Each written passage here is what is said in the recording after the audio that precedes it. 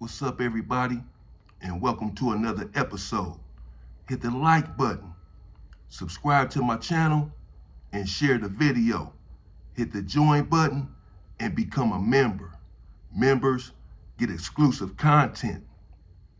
Hit the bell icon so that you can get a notification every time I drop a video. Well, let's get into it. Danny Masterson. We all know who he is. It's been widely reported on the internet and on YouTube, his charges and his supposed attack in prison. Danny Masterson is the individual who played in a TV role on that 70s show, the TV show called That 70s Show. He was accused of rape a few years ago.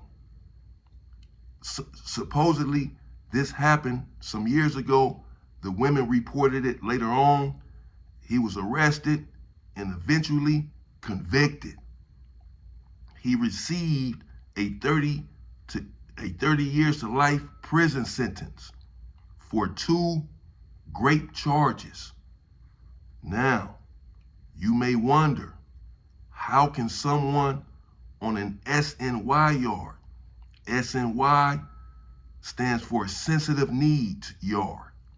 They call it an SNY yard. It's the same as a PC yard, standing for protective custody.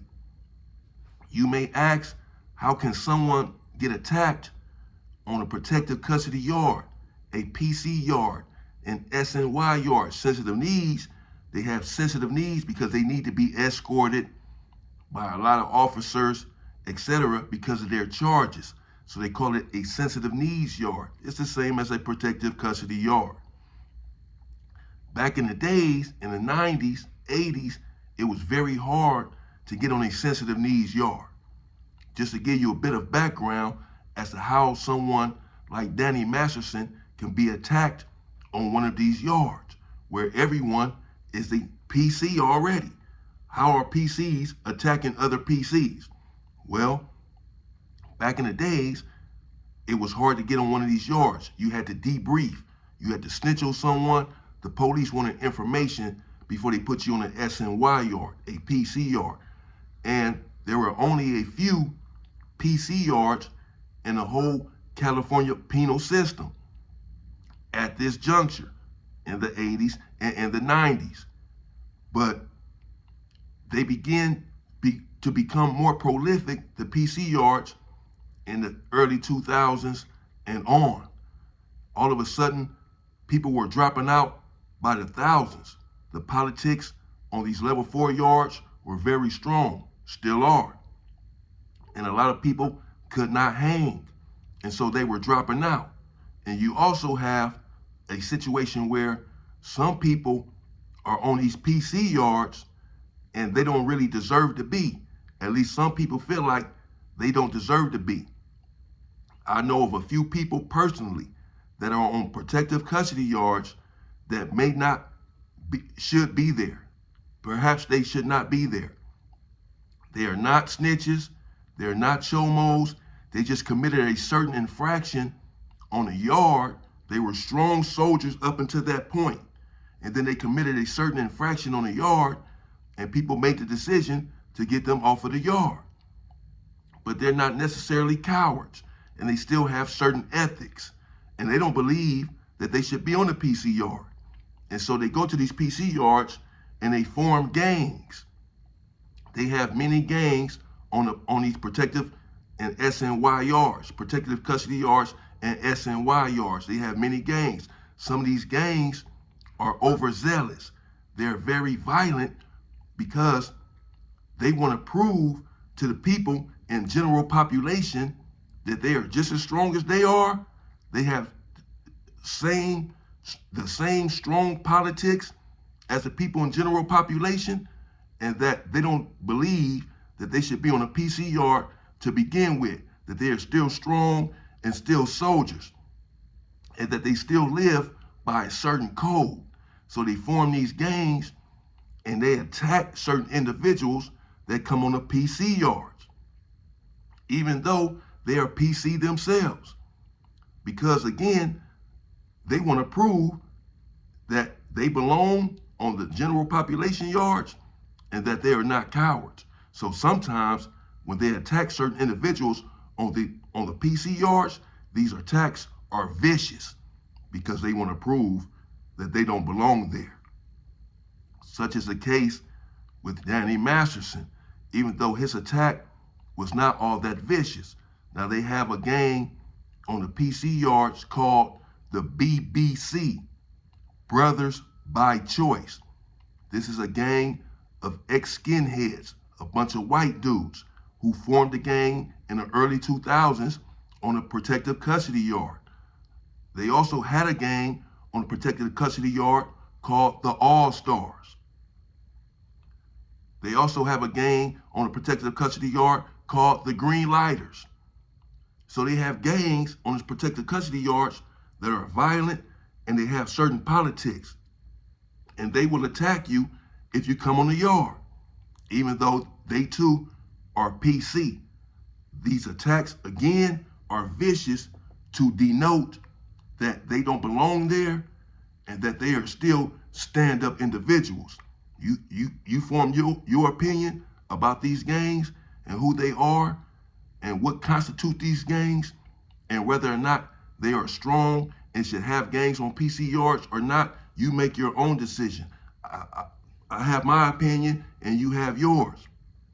I'm just bringing you the facts that they have gangs on these PC yards and they will attack you.